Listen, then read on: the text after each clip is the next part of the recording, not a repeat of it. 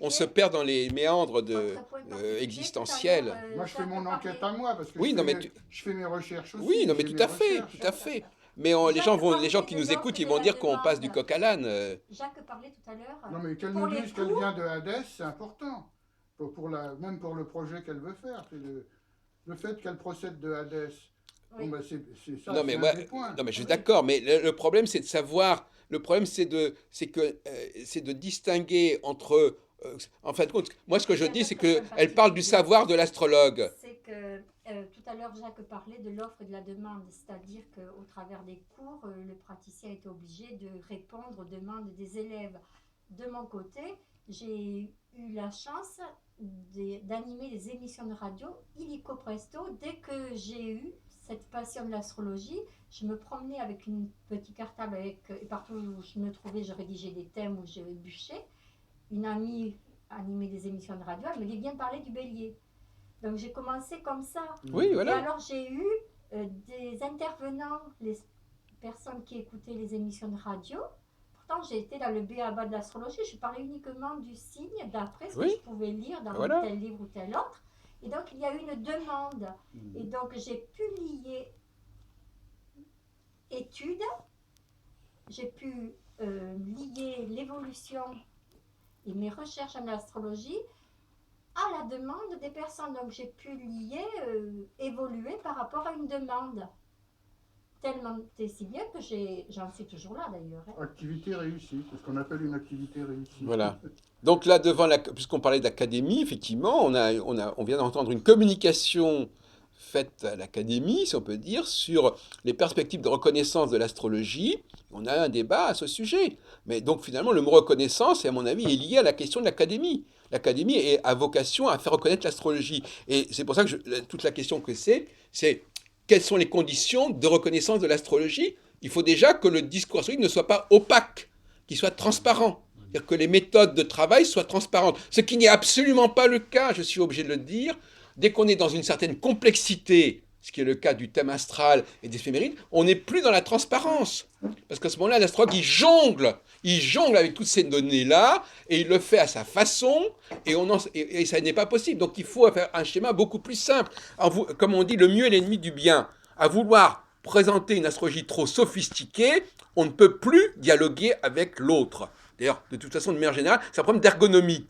Aujourd'hui, nous sommes en 2016, les gens, ils aiment les choses simples. Si je me dis, par exemple, j'ai un téléphone portable, les gens, ils veulent, en un quart d'heure, savoir se servir du téléphone portable. Si on leur dit qu'il faut 10 ans, ils vont me prendre pour un fou. Bon, en astrologie, c'est pareil. Aujourd'hui, l'astrologie doit être capable de fournir des outils qui soient accessibles et utilisables immédiatement. Et d'ailleurs, entre parenthèses, je pense que même que cette opposition entre l'astrologue qui saurait l'astrologie et le public, c'est déjà une opposition qui va disparaître, qui est vouée à disparaître. En réalité, il faut répandre le savoir astrologique sous une forme beaucoup plus simple, et non pas dire il y a l'astrologue qui dit des trucs, et puis le public qui va juger de ce que l'astrologue a dit, sans savoir très bien comment il l'a dit. Parce que c'est ça, comment il l'a dit. Donc finalement, pour faire un contre-projet à celui de Béatrice Crozat, mais pour répondre à la question de M. Roland, je dirais qu'il est beaucoup plus intéressant de produire une ergonomie de l'astrologie, ergonomie des outils astrologiques, que tout le monde peut utiliser, et même à la limite qu'ils les aient dans leur propre ordinateur, dans leur propre téléphone portable, qu'ils aient les données cycliques dans leur propre téléphone portable, et que tout le monde puisse y avoir accès. Mais là, on est en train de nous parler d'une forme, on est en plein encore dans le 20e, on est en train de nous parler d'une forme artisanale de l'astrologie, hein, voilà, l'astrologue artisan qui fait... Bon, et ça, c'est plus possible. L'artisanat de l'astrologie, ça n'est plus le mode de fonctionnement... Ça n'est pas comme ça que l'astrologie sera reconnue. C'est pas par l'artisanat de l'astrologue qui est orfèvre en la matière et qui fait son thème, et qui, etc., et qui nous sort un beau texte, et on va apprécier son beau texte sans savoir si ce texte... Qu'est-ce qu'il doit à l'astrologie? Qu'est-ce qu'il doit à la psychologie? Qu'est-ce qu'il doit au savoir de l'astrologue par ailleurs? Comme par exemple, quand un astrologue écrit sur la politique, il est évident qu'il est influencé par ses lectures de journaux, par sa connaissance de l'histoire, et que l'astrologie en tant que telle n'est qu'un élément de l'ensemble de son discours, et qui va étoffer. Donc finalement, c'est pas possible. Donc c'est opaque. Il faut être dans la transparence et dans l'ergonomie. Donc, vous proposez une astrologie qui reste complètement artisanale et complètement opaque pour des gens qui ne sont pas initiés à l'astrologie. Et encore, même entre astrologues, ils ne sont pas tous d'accord entre eux de toute manière.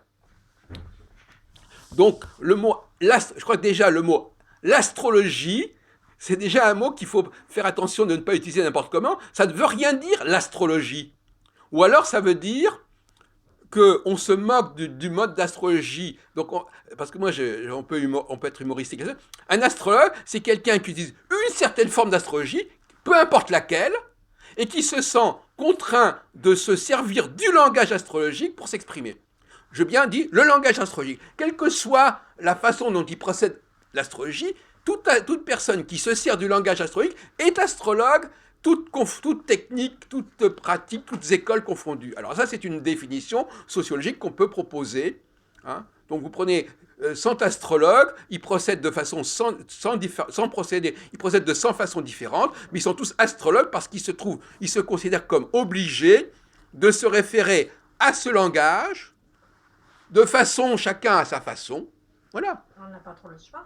Mais à ce moment-là, on n'est plus du tout dans le même problème. Là, on est dans le problème de définition sociologique de l'astrologue. On n'est plus dans le problème de la. On n'est même plus dans le. On n'est plus dans le. C'est pour ça que je dis. Est-ce qu'on est en train de parler de la reconnaissance des astrologues ou on est en train de parler de la reconnaissance de l'astrologie? Bon, et là, il y a une confusion. Là, Madame Fuseau-Brèche faisait cette confusion. En fait, à la différence de Gauquelin, elle voulait valider le travail de l'astrologue. Elle disait voilà, l'astrologue, il vous fait un texte. Il fait un texte sur le thème. On demande à un psychologue de faire un texte, on voit si ça se ressemble. Donc elle ne cherchait pas à savoir comment l'astrologue travaillait. Elle voulait simplement, voilà, on prend le produit de l'astrologue, il travaille comme il veut, peu importe. C'est pas... Bon, là, personnellement, je n'ai pas une volonté de reconnaissance. J'ai plutôt le souhait consciencieux de présenter un témoignage. donc, Après, on ne va pas décider pour les décideurs. je ne comprends pas très bien la reconnaissance. Donc, attendez, alors... On peut, le rapport annuel serait un témoignage. Oui. Écoutez, moi, je ne sais pas, je ne comprends pas très bien. Justement, assez simple à ce niveau-là. Hein.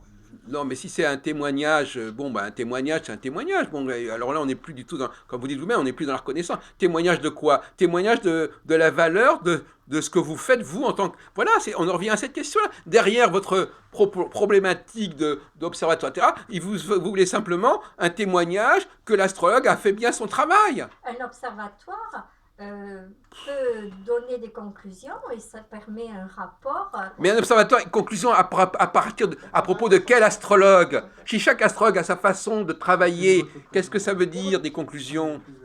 Mais ce n'est pas l'astrologue qui fera les observations, puisque les observations sont des personnes... Non, mais les observations, elles seront faites...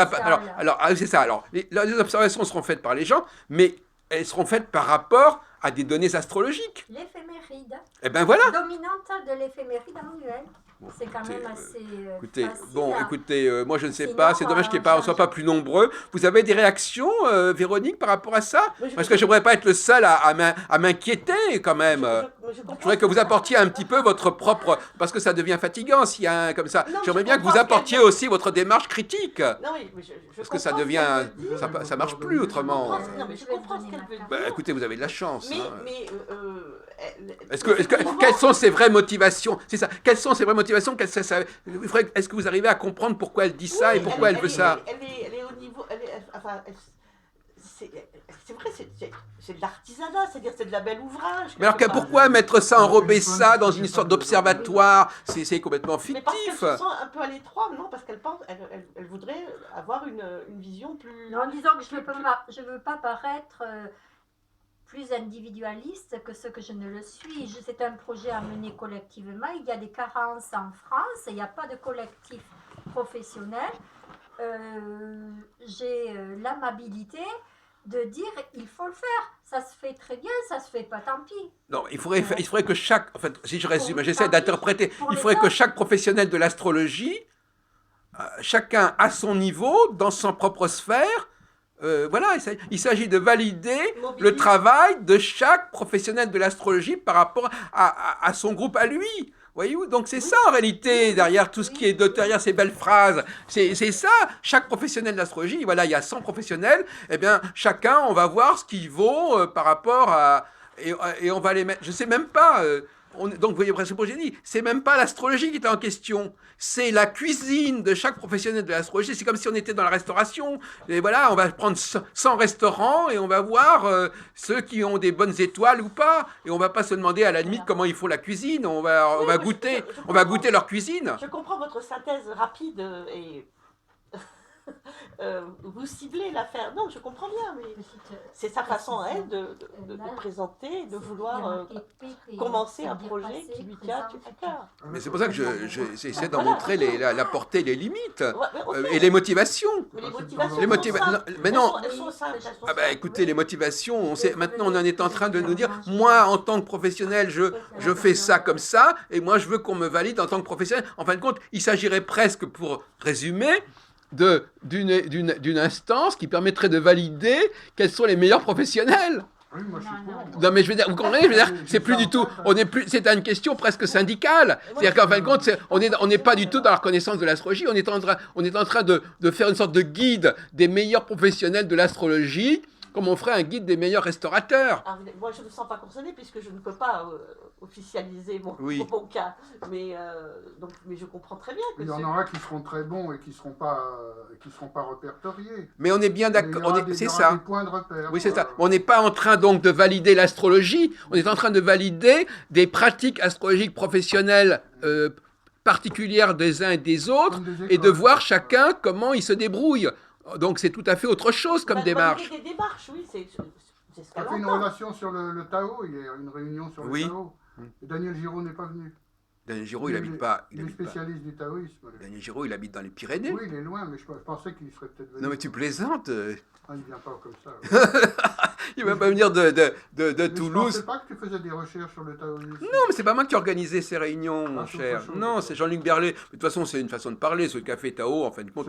C'est compliqué le taoïsme. Non, mais on parle un peu de n'importe quoi. Enfin, Non, moi, je parle. il présente un café Tao. c'est-à-dire Là, qu'il c'était sur relie- Krishnamurti. Il relie la pensée orientale à la pensée occidentale. Ah oui, ça Il m'intéresse relie aussi. les philosophes.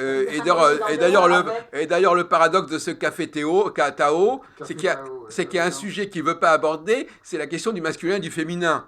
Alors que c'est central. Alors c'est encore plus délirant, je suis désolé de le dire. Je suis contente que tu le dises. Non, mais je veux dire que c'est quand même extraordinaire Moi, je que suis pas ce sujet certaine, du je suis pas yin-yang, on n'ait pas le droit de... On parlera de tout ça plus tard. Moi, je vais m'en aller parce que j'ai des choses à faire maintenant. Ah d'accord, très bien. Merci beaucoup. Hein, Merci à vous de votre présence. Merci et puis beaucoup. à Ça m'a une beaucoup prochaine intéressé, fois. hein, votre D'accord. personnalité. C'est très aimable d'être venu, Paul, merci beaucoup. Au revoir. Au revoir. Oui, alors donc finalement, si on pourra parler, pourquoi pas, du café Tao, c'est vrai quand même que le Tao a... Tu filmes? Oui. D'accord. Mais bien sûr que je filme. Mais c'est pas, j'ai pas besoin d'être branché pour l'instant.